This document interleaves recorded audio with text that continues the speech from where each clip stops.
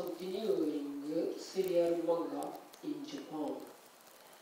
This helicopter flies towards the left direction from the right.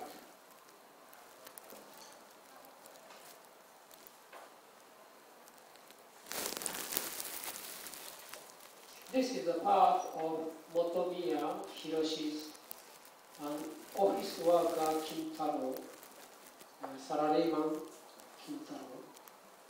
It fits a Japanese sense that the moving thing moves from the right to the left.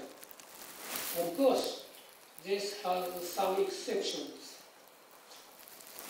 A moving vehicle from the right to the left may be rarely drawn. However, in that case, the eyes of a person watching the vehicle from the right side are assured. This is a part of Nojo Junichi's